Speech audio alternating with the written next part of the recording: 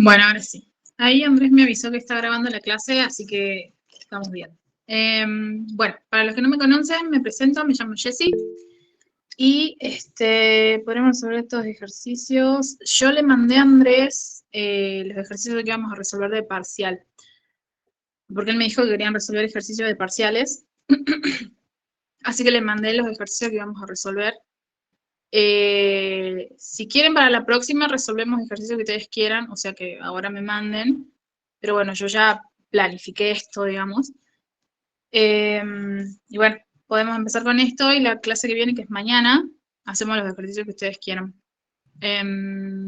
Andrés, tengo entendido, no podremos hacer más actuales. Es que, mira, te soy sincera, en el tiempo, a ver, hay parciales de 2003, si no me equivoco. No cambian mucho. Es más, yo creo que los profesores van como sacando una parte de uno, una parte del otro, y así no cambian mucho. Vos fijate en los parciales. Creo que también está el del año pasado, por ejemplo. Andrés me dijo que él lo tenía, no sé si lo seguirá teniendo. No pudo pasármelo, pero no cambian mucho. Los ejercicios son bastante parecidos, o sea, de hecho la teoría y la práctica es casi que la misma hace años, evidentemente.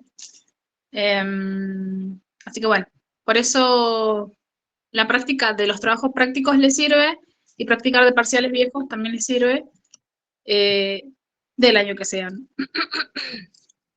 Ahora vamos a hacer un par de ejercicios y si quieren mañana hacemos los ejercicios que ustedes me digan. Ahora mándenmelos, o sea, ahora cuando terminemos la clase me los mandan, así yo ya mañana los tengo en parte resueltos, así no se hace tan largo. Y vemos las cositas importantes que es por ahí en las que tienen dudas, que es más que nada en la parte teórica, o sea, en cómo defender lo que ustedes hicieron, ¿sí? Bueno, eso. Eh, si están cursando por primera vez esta materia,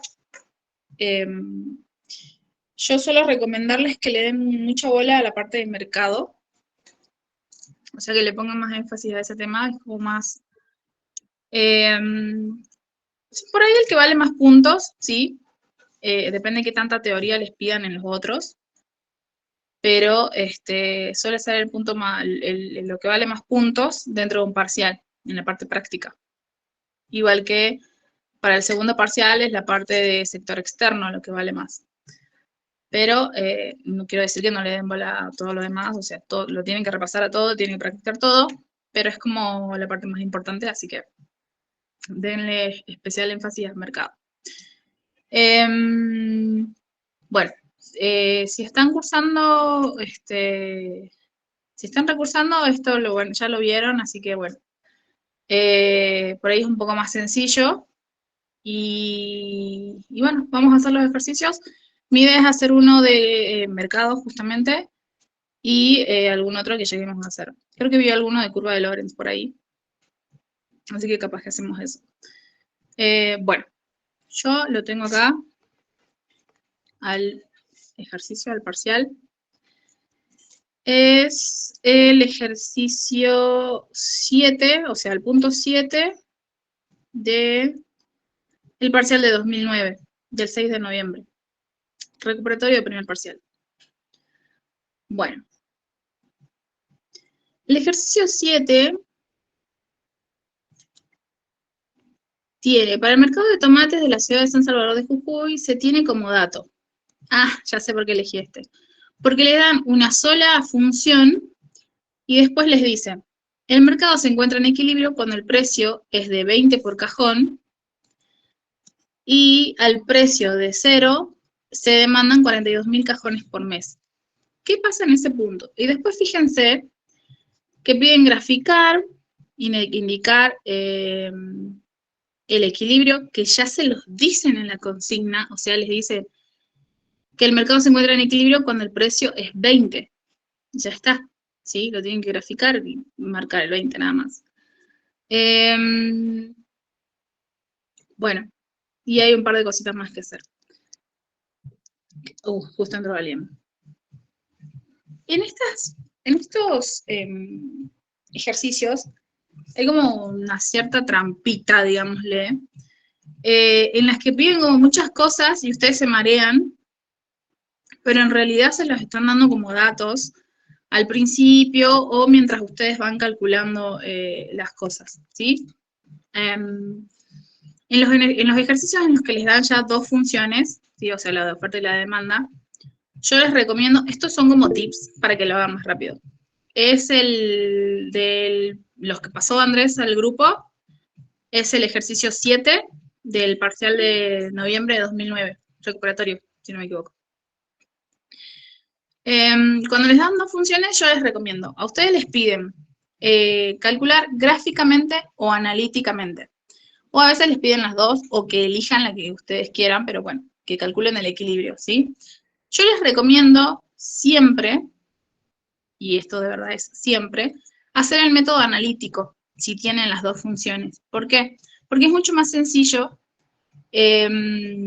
buscar, o sea, ustedes hacen el método analítico y encuentran cantidades de equilibrio, precios de equilibrio. Es más fácil de esa manera que hacer un gráfico y empezar a tirar precios, digamos, en los que podemos encontrar en algún momento el equilibrio. Eso puede llevarles mucho más tiempo que hacerlo de manera analítica. ¿Cuál es la manera analítica? Usando el método de igualación, que me parece más sencillo, o sea, igualan las dos funciones. Y si les piden que hagan sí o sí el método gráfico, recién pasan al método gráfico. Prefiero que hagamos un ejercicio de esto rápido, porque de verdad que muchos pierden tiempo haciendo solo el método gráfico, y más en un parcial en el que están los nervios y el tiempo como que les juega en contra, ¿sí? Así que prefiero que hagamos un ejercicio de esto, así lo hacemos rápido, que sería el del otro parcial. Ay, perdón, me salí. Entonces, no es el del 2009, sería el de... También es 2009, 19 de octubre de 2009, perdón, primer parcial. También es el punto 7, ¿sí? Y el mercado es el mercado de la miel. Ok. Tenemos dos funciones, ¿sí? 21 menos P y oferta es 2 por P. ¿Qué hacemos en ese caso? Ahora les voy a mostrar el cuaderno, ¿sí? Estas funciones son cortitas, por ahí se van a asustar y van a decir acá, pero acá no hay nada que sume, ¿qué hago? Bueno, no pasa nada. Ustedes solo hacen el método de igualación. Cambiamos la cámara. Sacamos el... Ahí está. Bien. Era 21 menos P igual a 2P. Eso es lo que tienen que hacer, igualar las dos funciones, oferta y demanda, ¿sí? Entonces, pasan incógnitas para un lado y lo demás para el otro. 2P más P. Les queda esto en 3 por P. Esto es 21. 21 es igual a 3 por P. O sea que P sería igual a 7. ¿Sí?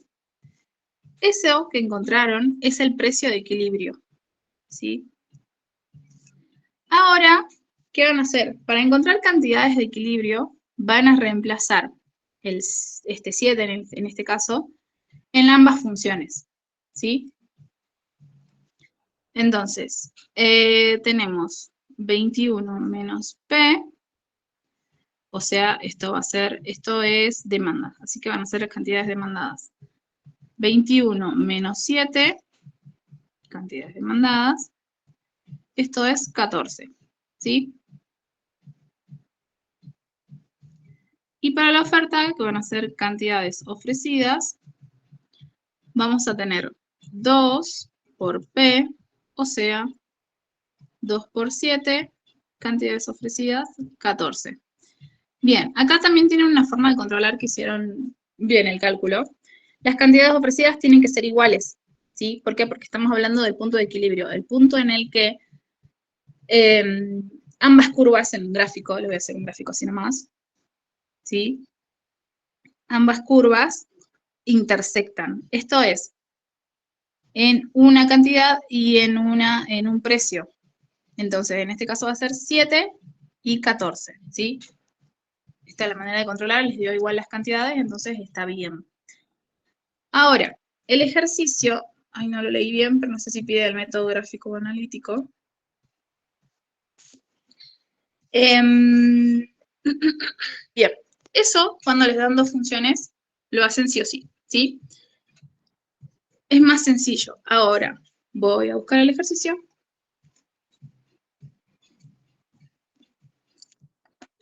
Perdón. A ver, si les comparto pantalla va a ser más difícil. Bueno, les pide analítico, es solo igualar, ¿verdad? Claro, eso es, si les piden solamente el método analítico, tienen que hacer esto que acabamos de hacer. Si les piden el método gráfico, ahora tienen que hacer la parte gráfica, que es lo que piden en esta consigna para este parcial, o sea, les piden hacer los dos métodos. Pero como ya tienen calculado el precio y cantidades de equilibrio, esto es más sencillo. ¿Qué van a hacer? Van a dar solamente 3 precios para hacer 3 puntos a cada curva, a cada recta en este caso, y listo. ¿Sí? No tienen que dar 5, 6, 7, 10, no, nada. Le dan el de equilibrio, uno por arriba y uno por abajo. Entonces, voy a hacer un gráfico borrador, pero ahí está. Es lo que tendrían que hacer. Como el precio de equilibrio es 7, ¿sí? Ustedes tienen que hacer una tabla con precio, cantidades demandadas y cantidades ofrecidas. El precio del medio va a ser 7. Y las cantidades van a ser 14 para demanda y oferta, porque ya lo calculamos, ¿sí? Y van a dar un precio menor y un precio mayor, o sea, 6 y 8. ¿Ok? Y van a hacer lo que ya deberían saber, si no, bueno, ahora lo calculamos. Ahí les muestro. A ver, esperen. Ahí saqué el efecto. Este va a ser su eje cartesiano, ¿sí? Precios, cantidades demandadas, cantidades ofrecidas. 7 es el equilibrio que ya calculamos, 14 son las cantidades de equilibrio, y ahora tenemos 6 y 8. ¿Qué vamos a hacer? Vamos a reemplazar 6 y 8 en cada una de las funciones para obtener las cantidades. O sea, vamos a hacer 21 menos P, y esto va a ser cantidades demandadas, y 2 por P va a ser cantidades ofrecidas. ¿El precio de yo le puedo dar 79,81? Sí, pero, a ver, el mensaje que acaba de mandar su compañera es, si le dan cantidades, perdón, un precio más grande, si le da un precio más grande, digamos 2.000, ¿sí? Pueden darle 2001 y 1999, sí, pero ¿qué pasa? Va a depender de las escalas que utilicen. Capaz que si dan 2000 como equilibrio, les convenga hacer una escala de 10 en 10, ¿se entiende? O lo mismo si les dan, no sé, 20.000 y están hablando de computadoras, 200.000, están hablando de computadoras. Bueno, más que darle un dígito por encima, sería utilizar una escala un poco más grande, capaz que de 1000 en 1000, entonces va a ser 200.001, 201.000 y 999.000. Va a depender de las escalas que usen. En este caso, como es 7, me conviene usar de la escala de 1 en 1, por eso es que le doy 6 y 8, ¿sí? Bueno, creo que nos vamos a quedar con este ejercicio de mercado porque está como para enseñarle todo. Bien, entonces, tenemos el equilibrio, cantidades de equilibrio, y dimos 6 y 8, ¿sí? Repito, ustedes eligen de acuerdo a su escala. Reemplazamos cantidades demandadas, es igual a 21, acá dijimos que íbamos a hacer con 6, y cantidades ofrecidas es 2 por 6. Por lo tanto, esto es 15 y esto es 12, ¿sí? Lo mismo para 8. Cantidades demandadas es igual a 21 menos P. Cantidades ofrecidas es igual a 2 por P. Cantidades demandadas, 21 menos 8. Cantidades ofrecidas, 2 por 8. ¿Sí? si se fijan acá también nos dan, como subimos y bajamos una unidad, las cantidades nos dan también uno por encima y uno por debajo, ¿sí? O sea, están bastante cerca porque es una unidad. 21 menos 8, 11, 13. Cantidades demandadas entonces va a ser 13 y para ofrecidas va a ser 16. ¿Sí? Bien. Entonces colocamos en nuestra tabla lo que calculamos. Cantidades demandadas para 6 es 15 y 12 cantidades ofrecidas. Para 8 es 13 y 16. 13 y 16. Bien. Ahí tenemos nuestros 3 datos. Entonces, ¿qué voy a hacer yo? Voy a marcar 3 puntos. Voy a hacer una escala así nomás, porque esto es como un borrador. No tengo cerca una regla, pero bueno. Como 7 va a ser el equilibrio, tiene que estar más o menos al medio, así me sale como prolijo el gráfico. Así que voy a hacer por acá 7, ¿sí? Entonces, 8 va a estar más arriba, digamos que acá, y 6 va a estar por acá. ¿Ok? ¿Pueden hacer los mismos números? Sí, los pueden hacer. Si tienen números muy grandes, como preguntaba hace rato su compañera o compañero, no recuerdo, por ejemplo, 200.000, o sea, esto es el 0, ¿sí? Como van a ir a un número muy alto, lo que tienen que hacerle al eje cartesiano es esta liñita, o quizás la vean así, depende el profe y el libro. Son líneas que marcan que como que hay muchos números en esa escala antes de los que estamos usando. Por eso les decía para casos de 200.000, 1.000.000, ¿sí?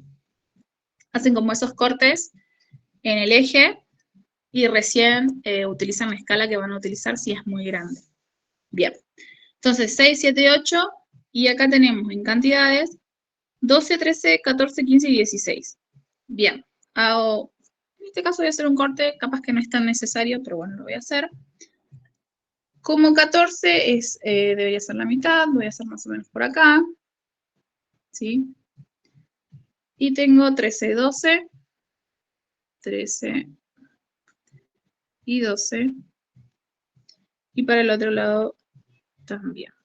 15 y 16. ¿Ok? Marco los puntos.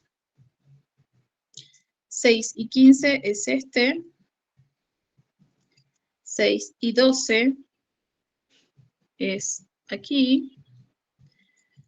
7, 14 y 14. Bueno, 7 y 14 es por acá.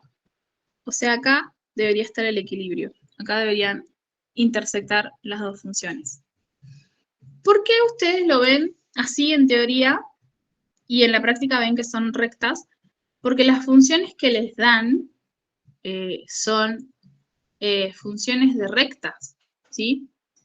O sea, no son funciones cuadráticas que podrían darles una curva, ¿ok? Para hacer más sencillo el análisis de mercado, se utilizan estas funciones lineales y entonces ustedes ven todo en forma de rectas en la práctica, pero en la teoría lo encuentran así, porque el análisis real es un poco más complicado, por eso es que se lo muestra en curvas, ¿sí? Bien. Entonces vamos con 8, 8, 13 y 8, 16. Bien. Más o menos recto me salió a pesar de no haber utilizado regla. Ahora voy a marcar las rectas nada más. Acá tengo otra lapicera. Bueno, ahora les queda nada más que unir los puntos y ya tienen el método gráfico. Lo que pueden hacer, que lo voy a hacer así como accesorio, digamos, es ponerle título, método gráfico, método analítico. Ah, una cosa. Cuando vayan a unir los puntos en el método gráfico, no corten, digamos, la recta en los extremos, Si tiene, en este caso tenemos extremos. Tienen que extenderla y si quieren, extenderla estando como para cruzar al eje cartesiano. Si no, no es tan necesario, pero lo importante es que no la corten a la recta en los puntos. Ahora les muestro dónde. Estos serían como mis topes, digamos, ¿sí? Donde yo encontré 8, 16, ¿sí? Yo no corté ahí la recta, sino que la continúo, porque a más precios hay más cantidades, ¿entiende?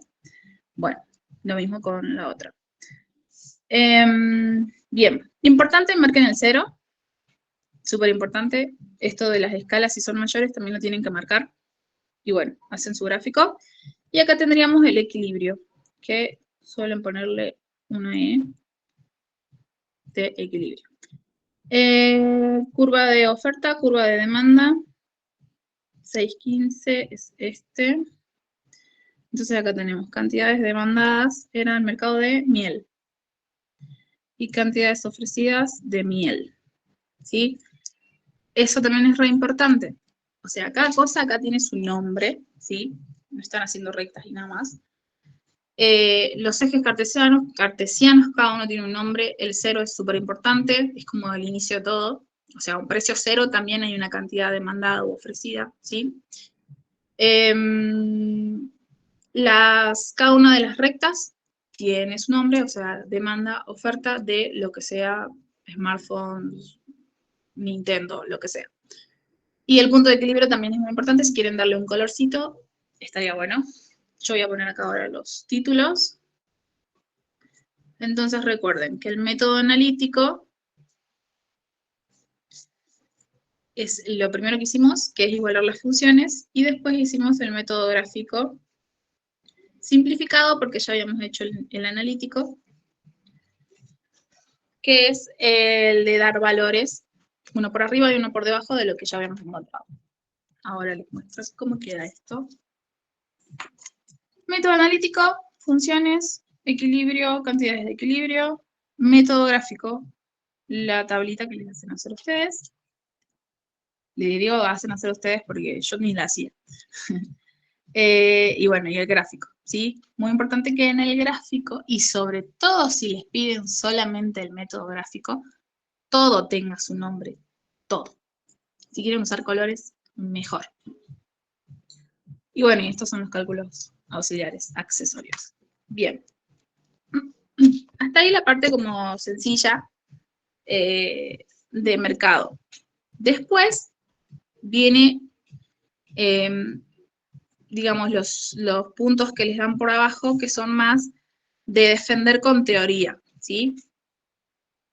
En general les preguntan exceso de oferta, exceso de demanda, qué pasaría a un precio tanto, y bueno. Yo le voy a hacer un gráfico, bueno, se lo voy a hacer así con borrador. No tengo reglas, chicos. Se lo voy a hacer con la regla que encontré.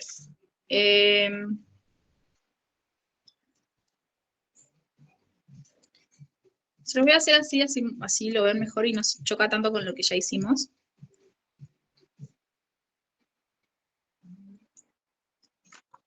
Bueno, miren.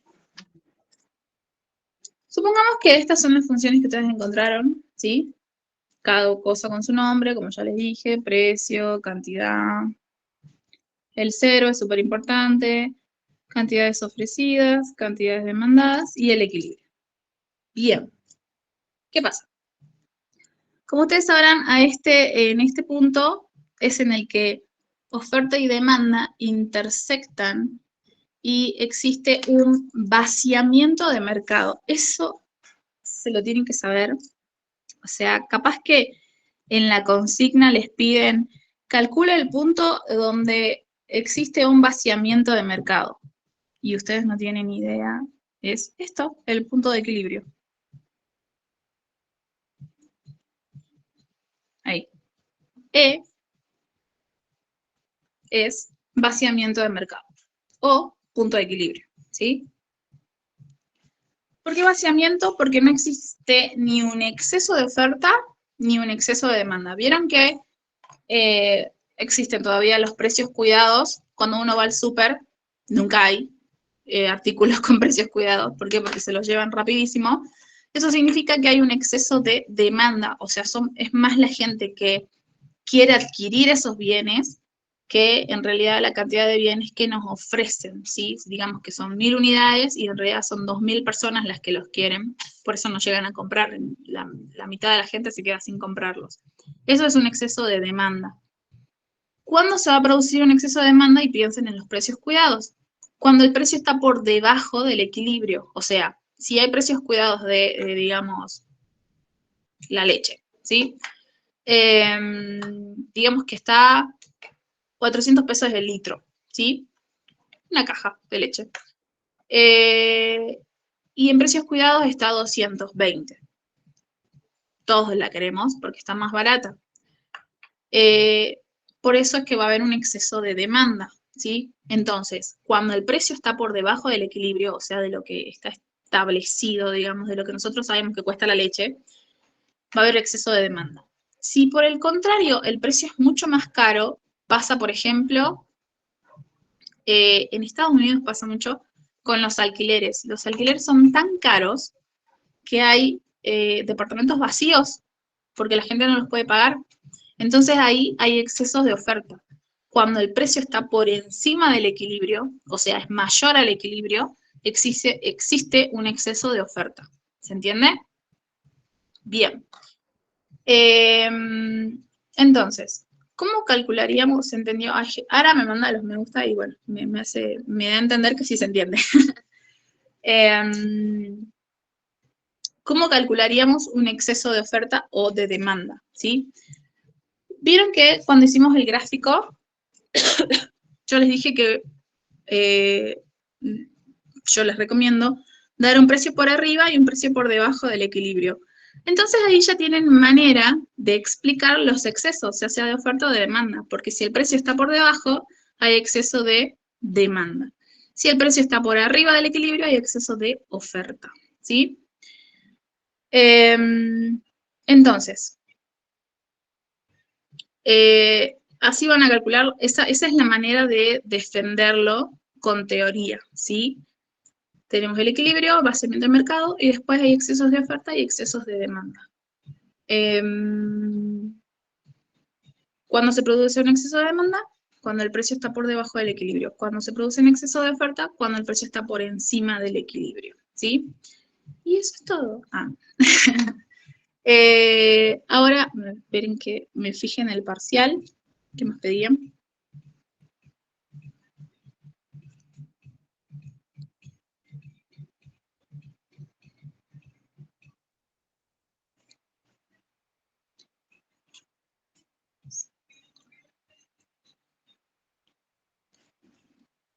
Bien.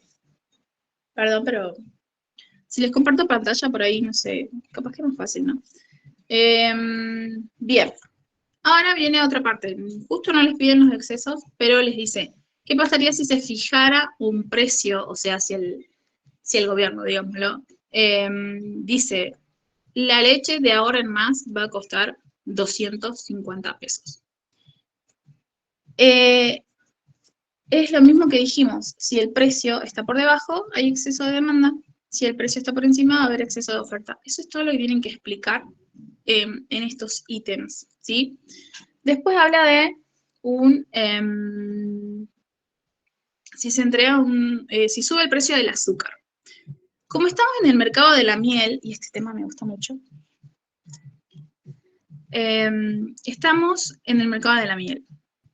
El azúcar, ¿qué sería de la miel? Si analizamos, el azúcar es como un reemplazo de la miel, ¿se entiende? Si solo la utilizamos para endulzar. O sea, hay gente que utiliza la miel como medicinalmente, pero estamos hablando solo de endulzar. Bien, es un bien sustituto, perfecto. Entonces, al ser un bien sustituto, ¿sí? Tenemos que el precio de equilibrio de la miel es 7, que es lo que calculamos. Y digamos que el azúcar estaba también por ahí en 7, ¿sí? Sube el precio del azúcar. ¿Qué va a preferir? Y esto es lo que tienen que pensar. O sea, ustedes se tienen que poner del lado del comprador y del que vende, ¿sí? O sea, de la oferta y de la demanda.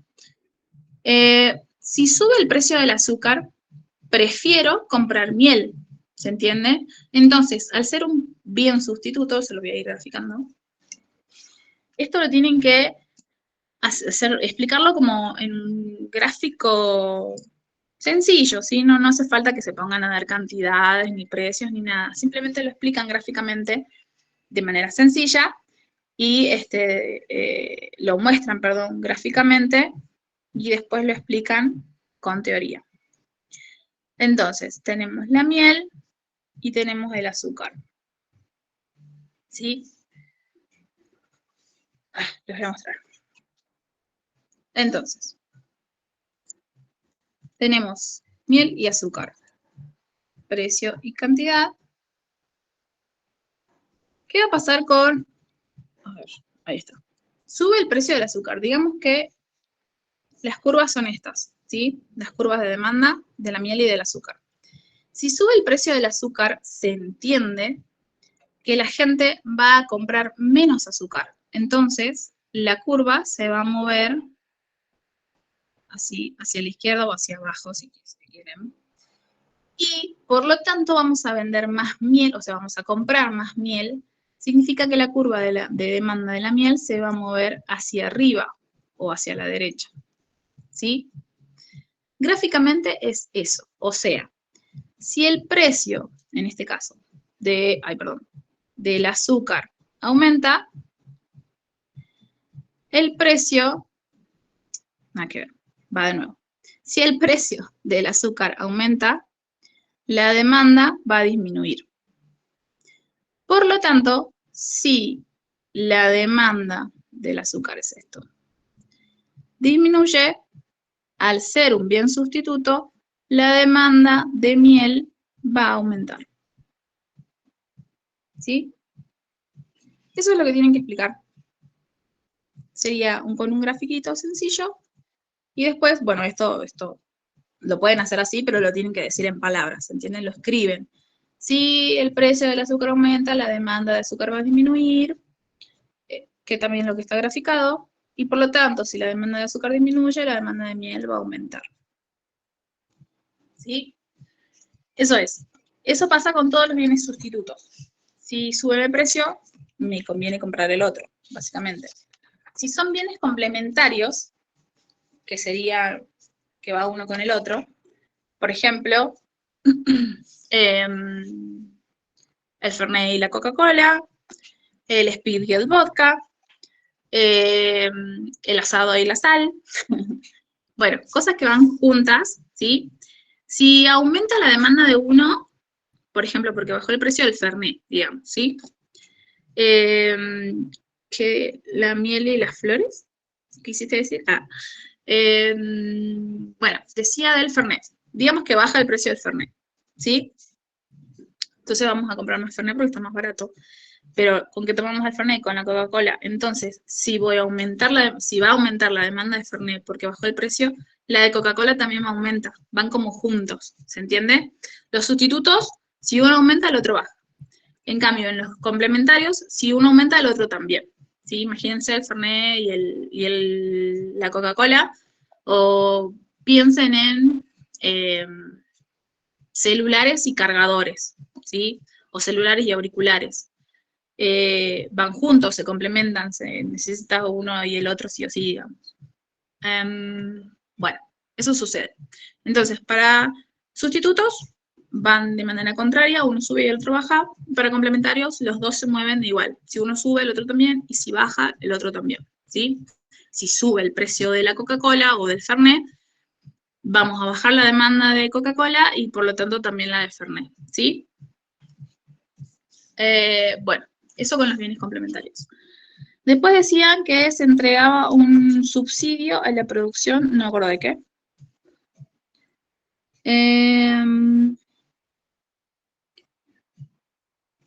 Bien. Se entrega un subsidio a la producción de miel. ¿Esto beneficia al consumidor? Sí, pero en última instancia, si entregamos un subsidio, digamos que ustedes son los productores de miel, o sea, en este caso se ponen del lado del que produce la miel, me dan un subsidio. Por lo tanto, para mí es más barato producir miel, ¿sí? Lo que yo debería hacer, ¿sí? Lo correcto que es lo que yo debería hacer, es bajar el precio de la miel, ¿sí? Entonces, ¿qué pasa? Gráficamente muestran, si me dan un subsidio, bajo el precio de la miel, por lo tanto, ¿qué va a pasar con la demanda? Va a aumentar. ¿Por qué? Porque bajé el precio de la miel. Y el otro decía que se impone un impuesto, valga la redundancia, ¿sí? Le dan un impuesto a la gente que consume miel. O sea, los que consumimos miel vamos a tener que pagar un impuesto más aparte del IVA. Lo del subsidio, sí. El subsidio es que el gobierno, básicamente, te da, digamos que yo produzco miel, me da plata, ¿sí? Para bajar los precios, ¿sí? Para hacerme más fácil, digamos, la producción de miel y así yo pueda bajar los precios. Pasa con el transporte, por ejemplo, ¿sí? Con el transporte público, los colectivos. Bueno, si a mi productora me dan un subsidio, se entiende que tengo que bajar los precios. Si voy a bajar el precio de la miel, ¿qué va a pasar con la demanda de la miel? Con la demanda de la miel va a aumentar porque el precio está más bajo, entonces empezamos a comprar más miel, ¿se entiende? Y por el contrario, si al que consume, a mí, que yo consumo miel, me agregan un impuesto por consumir miel, ¿sí? ¿Qué voy a hacer? O sea, voy a terminar pagando más la miel. Entonces, voy a comprar menos, ¿sí? Por lo tanto, la demanda de la miel disminuiría. ¿Se entiende? Me explico con esto, o sea, que tienen que ponerse siempre del lado del que compra y del que vende, ¿sí? Hay situaciones que le favorecen al que produce, en este caso miel, y al mismo tiempo le benefician al consumidor, ¿sí? Va a haber situaciones que no le benefician al productor, por ejemplo, que a él le pongan un impuesto por producir miel. Yo al impuesto, o sea, se lo tengo que trasladar al precio, sí o sí, al precio al que lo vendo, ¿se entiende? No puedo sostener un negocio pagando yo todos los impuestos que tengo que pagar, o sea, eso es lo que piensa alguien que produce, ¿sí? Entonces se lo traslado al precio. ¿Qué hacemos? Aumento el precio de la miel. Si aumenta el precio de la miel, ¿qué pasa con el que compra miel? Compra menos miel, entonces la demanda disminuye. ¿Se entiende? Así que bueno, traten de ponerse del lado de eso, de los dos, y fijarse cómo actuarían ustedes en esos casos. Entonces, si me dan un subsidio, yo bajo el precio, la gente compra más. Si ponen un impuesto al que consume miel, la gente va a comprar menos porque no voy a pagar más plata por la misma miel, porque hay un impuesto, entonces prefiero comprar menos miel. ¿Se entiende? Lo mismo con todos los bienes, chicos. Salvo bienes, por ejemplo, no sé, la insulina, que sí o sí la tenés que comprar aunque suba o que baje o lo que sea, o medicamentos así súper importantes. Casi con todos los bienes pasa lo mismo, ¿sí? Demanda aumenta, demanda disminuye de acuerdo a las circunstancias. Eso es lo que tienen que analizar. Bien, creo que ahí termina este ejercicio. Indique el final el impacto que tendrá.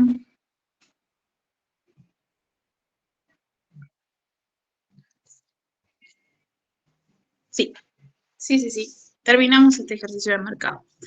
Bien. Andrés me mandó un mensaje. Que le avise cuando termine. Bueno. ¿Les parece que pasemos a un ejercicio de curva de Lorentz y mañana vemos otro ejercicio de mercado, lo que ustedes me manden, como les dije hace rato, así ya pasamos a otro tema? Vamos a hacer el ejercicio también que les pasó a Andrés. Creo que es de este mismo parcial. A ver, ya les digo.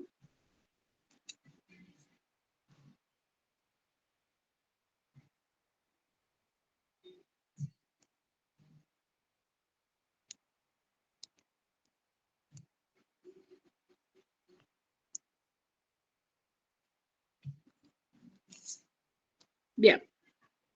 El ejercicio es del otro parcial, ¿sí? Bueno, hacemos curva de Lorentz. ¿Qué pasó? ¿Qué? ¿Se fueron todos? Ah, ¿qué sale? Bien, no, ahí está. Bueno, El celular nuevo no lo entiendo muy bien todavía.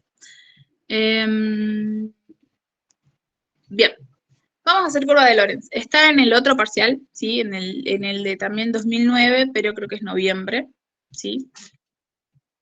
Curva de Lorenz. ¿Qué representa? Porque estas son preguntas que por ahí suelen hacerles. La curva de Lorenz representa la distribución, ¿qué punto? No me fijé. Es la distribución de la riqueza. Punto 6. Bien, es el punto 6. Sí, les voy a compartir pantalla porque la verdad que salir es un bajón. Es el punto 6. Bien, ¿qué representa la curva de Lorenz? Representa la distribución de la riqueza de un país, ¿sí? Vieron que, o capaz que escucharon, que dicen el 60% de la población de Argentina está por debajo de de la línea de pobreza. Y uno dice, somos todos pobres, ¿qué pasó?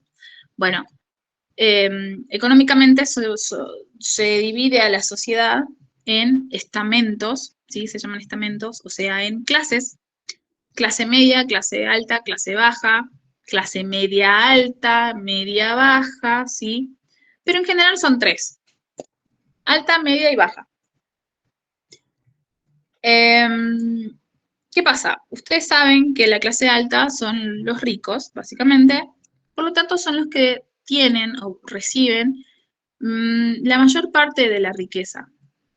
Pero siempre hablando en porcentaje, o sea, ¿qué pasa? Los ricos son pocos, ¿sí? No es que abundan los millonarios, digamos, en Jujuy, ¿sí? No, son pocos. Pero lo que reciben, teniendo en cuenta que son pocos, es mucho de la riqueza, ¿sí? En cambio, los pobres somos, y me incluyo, un montón, y lo que recibimos de la riqueza es poca, por eso es que somos pobres, ¿se entiende? Bueno, estos estamentos, ¿sí? Más la riqueza, hubo alguien que dijo, bueno, esto lo tenemos que mostrar gráficamente para ver cómo estamos, si estamos mejor cada año o peor cada año. Es como sacar una estadística, ¿sí? Y se llama la curva de Lorenz. ¿Qué pasa? En la curva de Lorenz, un gráfico parecido a mercado, capaz que hacen un eje cartesiano, suelen hacerlo cuadrado, ¿sí? En vez de una L, hacen un cuadrado. Es lo mismo, ¿sí?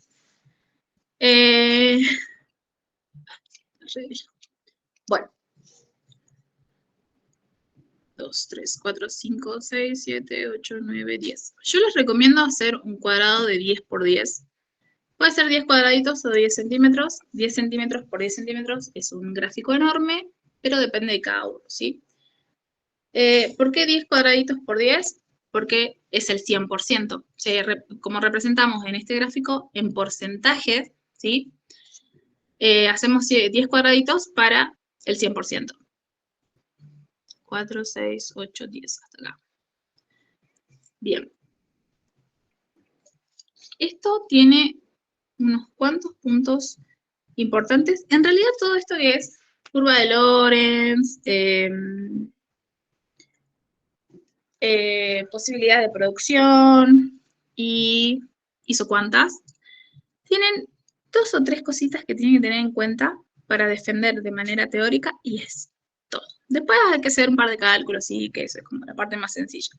Pero la parte teórica es la que es la más importante porque es la manera en la que ustedes defienden lo que saben, ¿sí? Bueno, ya les voy a mostrar mi gráfico y les voy a mostrar esto que es muy importante. Miren, ese sería básicamente un gráfico de curva de Lorenz. Vamos con los nombres, no se olviden del nombre de las cosas, las tienen que poner sí o sí, ¿sí? Acá vamos con personas o población, ¿sí? Y acá vamos con lo que es la riqueza, ¿sí? Esta es la recta de equidistribución. Distribución. ¿Qué significa? Que es la recta de distribución equitativa del ingreso. ¿Se entiende? Riqueza o ingreso, pueden ponerlo, o ingreso capaz que lo encuentran con Y, depende de la bibliografía. Entonces esto es 10, esto es 20, 30, 40, acá va a estar el 50, 60, 70, me falta uno. 60, 70, 80, 90, sí, me falta uno. Por acá va a estar el 100. Entonces va a terminar acá mi cuadrado, ¿sí? Bueno, digamos que lo hice bien. Para esta recta representa que al 10% de la población, porque acá está el 10%, ¿sí? 20, 30, 40, acá está 50. Al 10% de la población le corresponde el 10% del ingreso, de la riqueza, ¿sí? Como lo encuentran en la teoría. Al 20% de la población le corresponde el 20% del ingreso. 20% de la población, 20% del ingreso. El 50% del ingreso se lo lleva el 50% de la población. Por eso es que se llama recta de equidistribución. O recta ideal, capaz que la encuentran así también. Eso anótenlo porque por ahí en el parcial les cambian el nombre y ustedes no tienen ni idea qué tienen que hacer. Recta ideal o de equidistribución, ¿sí? No es X, sino X de equitativo, ¿sí? Bueno. Bien, es como lo ideal, lo que debería pasar en todos los países. No sucede ni siquiera en los que tienen comunismo, así que... lo que se manejan, tienen sistemas comunistas, no pasa tampoco. Bueno, pero esa es la ideal, ¿sí? Ahora, cada país tiene su propia curva de Lorenz, ¿sí? ¿Qué es lo importante que tienen que saber? Cada país, cada provincia, cada continente, pueden analizarlo de diferentes maneras, ¿sí? ¿Qué es lo que tienen que saber? ¿Qué es lo importante de esto? Que la curva que esté más cerca, y esto también, anótenlo con resaltador, la curva que esté más cerca de la recta de equidistribución es la que está en mejor situación o en la que representa más equidad, ¿sí? Les voy a hacer una así de ejemplo. Por ahí en los parciales o prácticos les dan para que comparen Argentina, pero en el año 2000 y el año 2020. Pueden comparar diferentes países, digamos que tienen que comparar la distribución de la riqueza de Argentina y de Bolivia. Y así, ¿sí? Sepan que Argentina siempre va a ser la peorcita. Depende del ejercicio, por supuesto, pero la realidad es así. Bueno, ahora les muestro. Los cálculos y eso no lo hacemos, simplemente es un ejemplo, ¿sí? Digamos que este es el país Brasil. Y esto es Perú. Es un ejemplo, ¿no? No sé bien de los nombres, simplemente de los que voy a explicar. Como esta curva, la de Brasil, está más cerca, o sea, más cercana a la recta de equidistribución, significa que sería la que está más cerca de parecerse o de llegar a lo ideal, ¿se entiende? Entonces, esta curva, la de Brasil, es la de distribución más equitativa del ingreso, ¿se entiende? Por lo tanto, y siguiendo esta regla, la curva que esté más lejos de la recta ideal es la que presenta peor, ¿sí? Distribución del ingreso, ¿ok? Bien, eso es lo vital de este tema. La que está más cerca es la mejor, la que está más lejos es la peor. Listo. Si comparamos años, meses, países, continentes, provincias, da igual. Lo único importante es la recta de equidistribución y la curva que está más cerca. Eso es todo. Después, ya a la hora de resolver gráficamente, tiene un par de detallitos, pero para defenderlo lo defienden así, ¿sí? Bien. Voy a compartirles pantalla, así no me voy.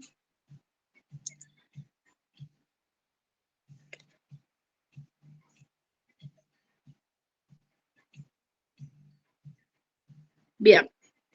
Entonces, este es el ejercicio. El punto 6.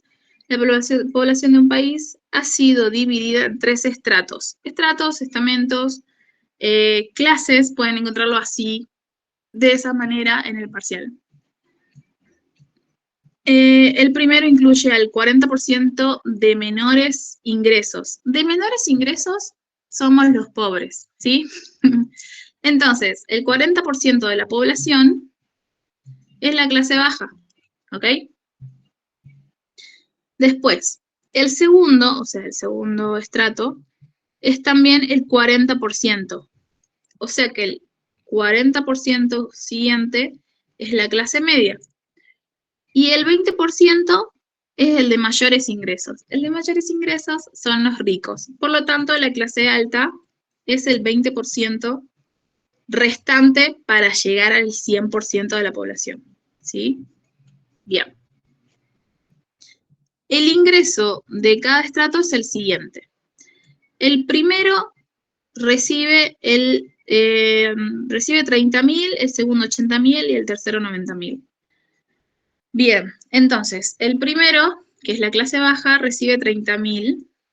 Yo estoy anotando, por eso es que lo repito todo. 80.000 la clase media y 90.000 la clase alta. Construye la curva de Lorenz para esta economía. Menciona otro indicador que nos permita analizar la distribución de los ingresos y analice si el sector de ingresos más bajos recibe 15.000 pesos adicionales detraídos del estrato de ingresos más altos. ¿Cuál sería la nueva distribución?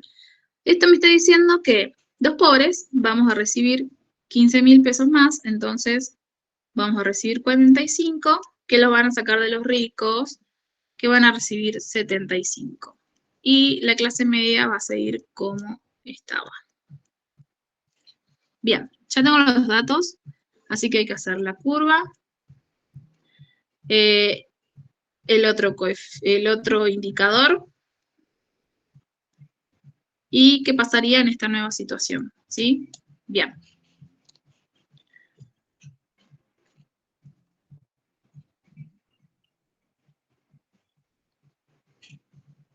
Volví. Pángame un ratito que enciendo la luz que se puso oscura.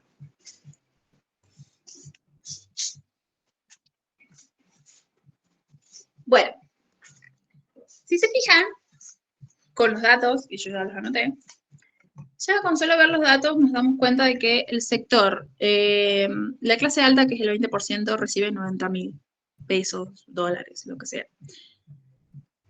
Y los de ingresos más bajos, que es el 40%, o sea, casi la mitad, reciben 30. Ahí ya nos damos cuenta de lo injusto que es esto. Y a veces, y esto se lo digo, a veces les dan los ingresos como no en orden, ¿se entiende? Pero ustedes tienen que ver que los pobres son los pobres por algo y los ricos son ricos por algo, ¿sí? Bien. Bueno, ¿qué vamos a hacer? Esto 30.000, 80.000 y 90.000 hay que expresarlo en porcentaje, porque la curva de Lorenz hacemos con porcentajes, ¿sí? Hacemos regla de 3 simple, ¿sí? Y obtenemos el porcentaje. Yo, a ver, no tengo calculadora. Bueno, tenemos 30, vamos a hacer un total, ¿sí? Ahora les muestro. 120, 200.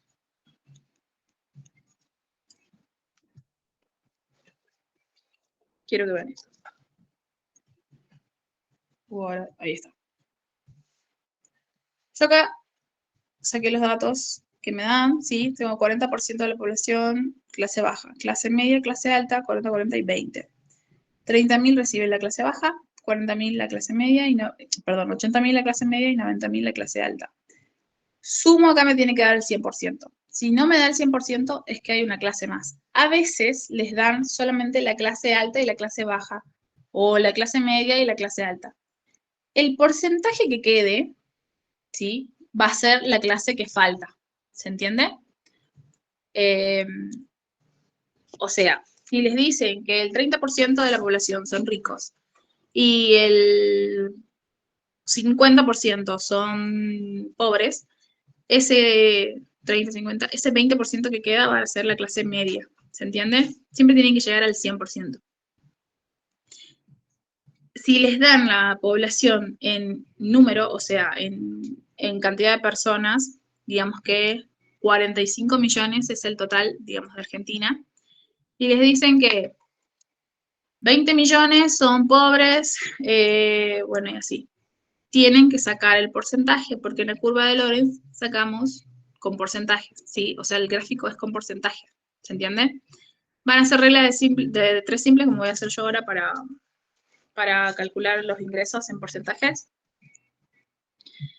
Si 30.000, esto lo voy a hacer porque hay muchos que se deben haber olvidado de estas cosas. Si 30.000, 30.000 va a ser X y 200.000 es el total de ingresos, va a ser el 100%.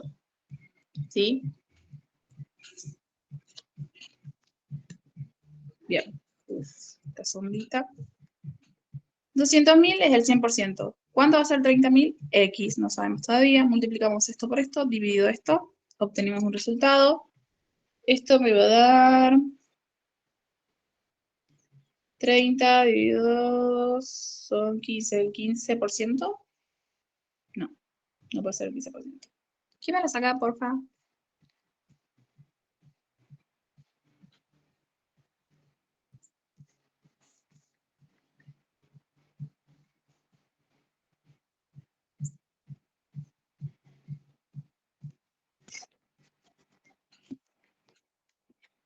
A ver, dijimos que es 100 por 30.000 dividido los 200.000, que es el total. 15, sí, está bien, es el 15%.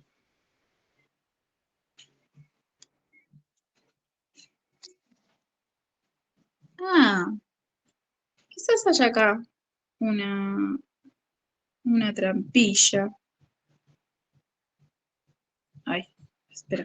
No sé, alguien mandó un mensaje, ahora me fijo.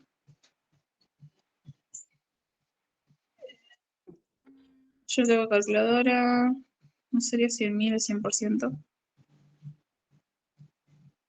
Vuelvo. Ay, perdón. No tengo el cosito para apoyar el celo, así que estoy con el servilletero. No es 100.000 el 100%, lo que tienen que hacer es sumar los ingresos, ¿sí? Hacer un total, que en este caso es 90, sí, 200.000. 200.000 es el 100%, ¿sí?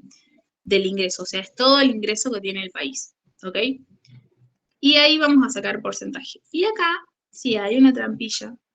Vamos a sacar los porcentajes de los otros y vamos a ver. ¿Por qué? Porque 30.000 es el 15% del ingreso. O sea que me queda un 85% del ingreso, ¿sí? Es bastante. Vamos a ver, ahora les voy a explicar qué pasa. Compartir pantalla, hacemos los otros cálculos.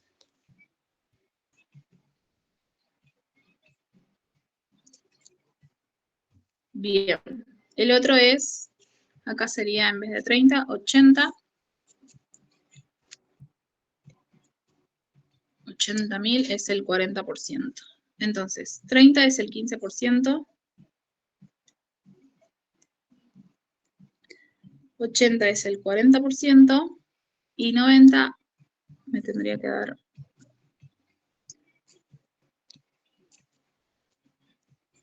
el 45.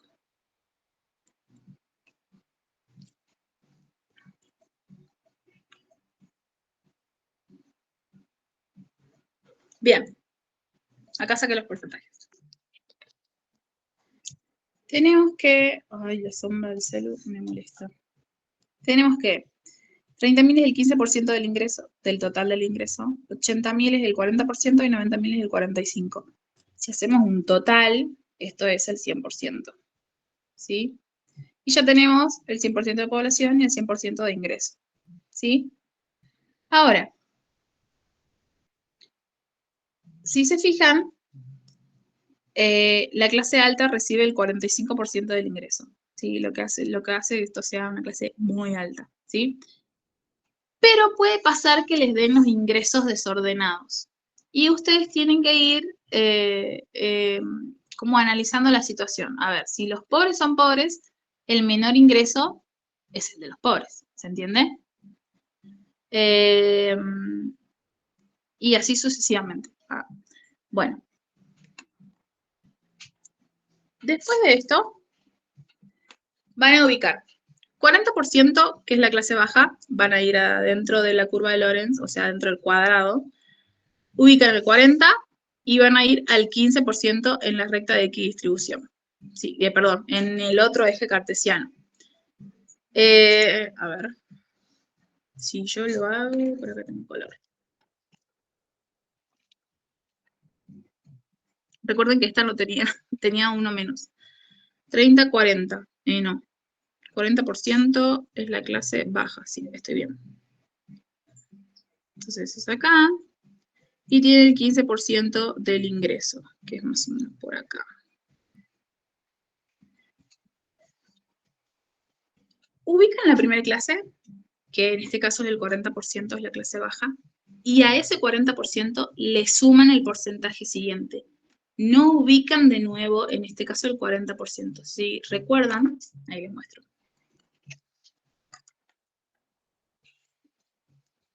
Estamos en clase baja, ¿sí? Acá más o menos tengo el 40% de población, 15% del ingreso está por acá, un poco por encima del 10, ¿sí? Entre el 10 y el 20. Ese es el primero. Para el segundo, tengo clase media, que también es el 40%, pero no es este 40%. Este trozo de la población es la clase baja, ya no es la clase media. La clase media está después. Entonces, a la clase baja le sumo la clase media. O sea, 40 y 40 acá es 80. ¿Se entiende? Entonces voy a ubicar ya no 40, sino 80. Tengo 50, 60, 70, 80. Acá está el 80 de la población. Ese es el 80% de la población. Y sí, el ingreso va a seguir como está, que es 80.000. Perdón, no, es un 40%. También lo sumo, va a ser el 55. El 55 también está como por acá, ¿sí? Entre 50 y 60 es acá el punto. ¿Sí? ¿Se ve? 55, pero acá está el 60. 55 y 80. Y me queda el 20% de la población, que si lo sumo 80 me da 100. Entonces el último punto sí o sí es acá. ¿Sí? Porque si sumo el ingreso 55 más 45 también me da 100. El último punto es siempre este. ¿Por qué? Porque sumamos y damos 100 en población y sumamos y nos dio 100 en ingreso. ¿Sí? El último punto es acá. Entonces, 1, el origen, o sea, voy a unir el origen, 0, con los 3 puntitos, este y este, ¿sí?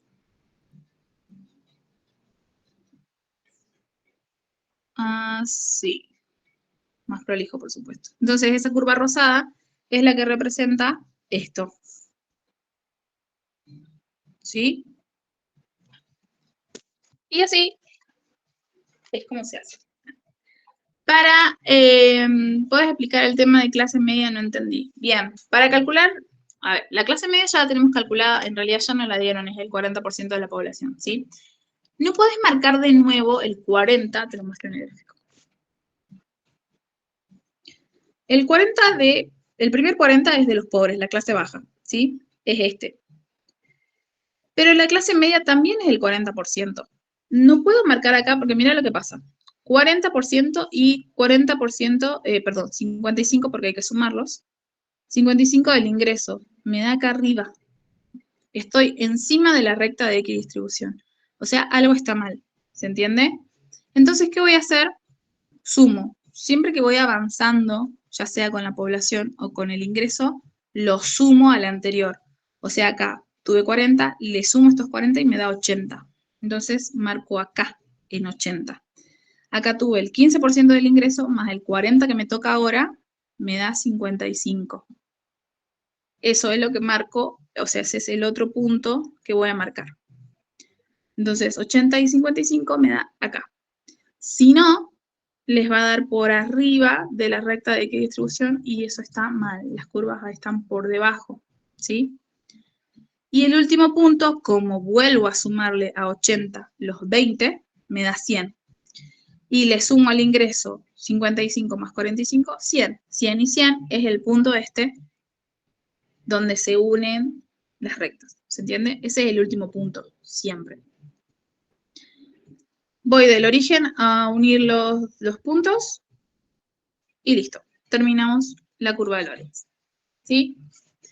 Para el caso en el que me dicen que le quitamos el 15% de los más ricos para dárselos a los pobres, tengo que calcular nuevamente el porcentaje que representaría ahora, porque es un nuevo porcentaje, que representaría cada ingreso, ¿sí?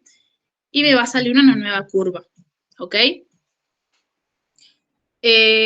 45 sobre 200. Esto es 200.000.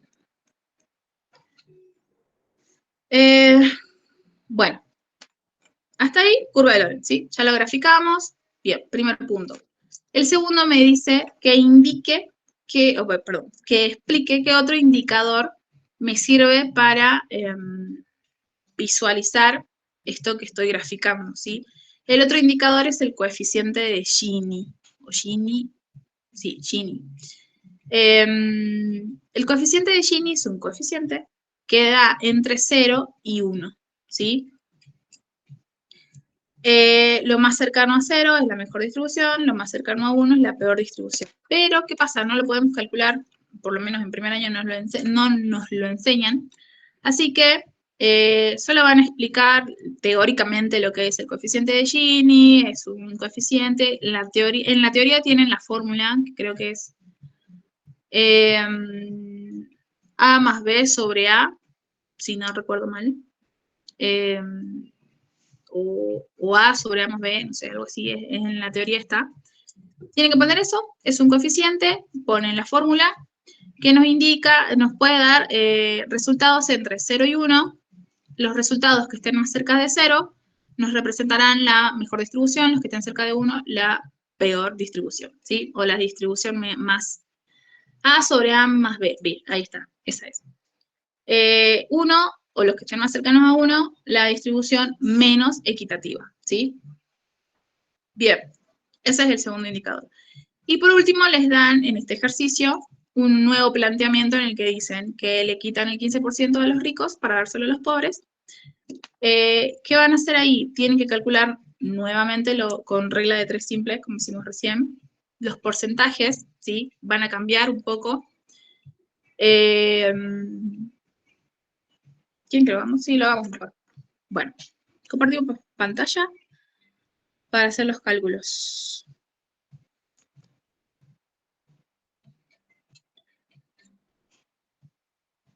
Bien. Entonces ahora voy a hacer esto por 45.000. ¿Qué van a hacer los pobres? Esto es el 22,5. Fíjense que el total sigue siendo 200.000, ¿sí? El total de ingresos sigue siendo 200.000, solo se movió un poco de un lado para dárselo al otro nada más, ¿sí? El segundo ingreso va a seguir siendo el 40% porque sigue siendo 80.000. Y el tercero ahora es 75.000. Esto es por dividido 37,5 me da el porcentaje. Bien, vuelvo.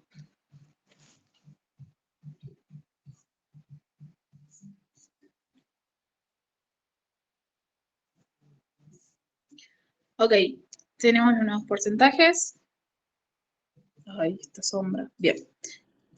Para el punto, para la siguiente curva, ¿sí? Le llamamos curva B, tenemos que a los pobres 45.000 del ingreso es lo que le corresponde. 80.000 a la clase media y 75.000 a la clase alta. Tenemos los nuevos porcentajes, 22,5, 40% y 37,5, ¿sí? Eso es lo que voy a graficar ahora. Voy a buscar otro color. Así se diferencian. Ahora tengo un slide. Bien. Entonces, 22,5 y la población es el 40%. 40% de la población, 22,5 me va a dar como, a ver, si esto es 30 y esto es 20, va a dar por acá. ¿Sí? Más o menos por ahí. Para esto está bueno hacer gráficos grandes, si es que a ustedes les gusta. O sea, no les van a descontar puntos porque estén 1 milímetro por debajo o 1 milímetro por arriba.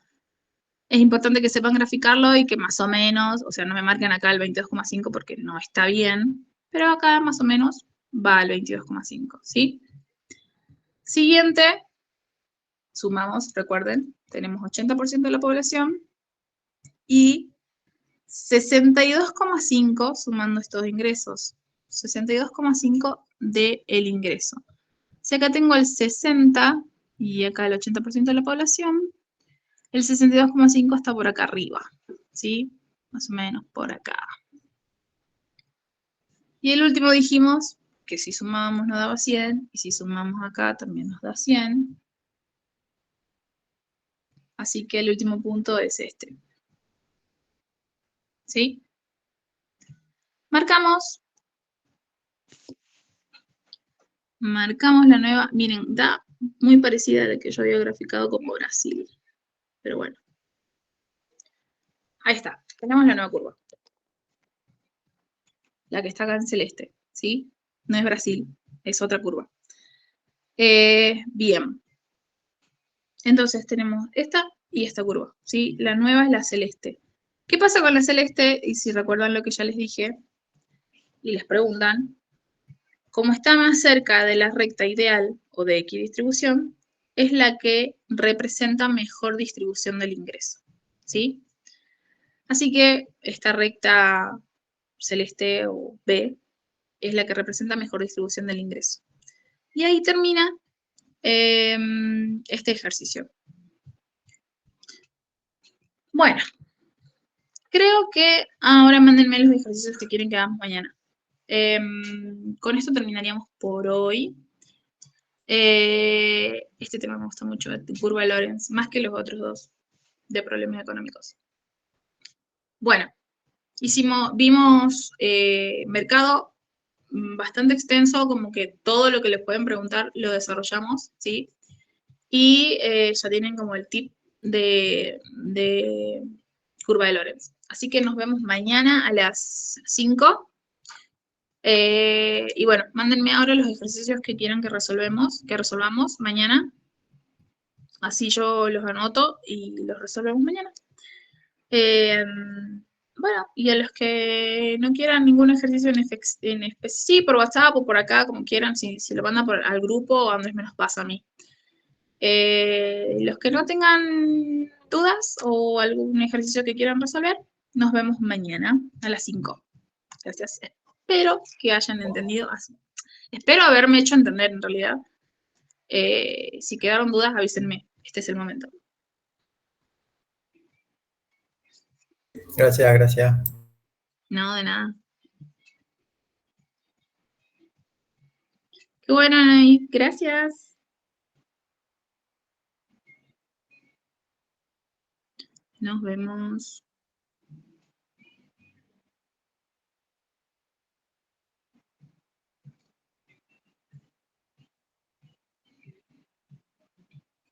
No, de nada, Rocío. Nos vemos. Chao, ahora mándale a Andrés o por el grupo. Nos vemos.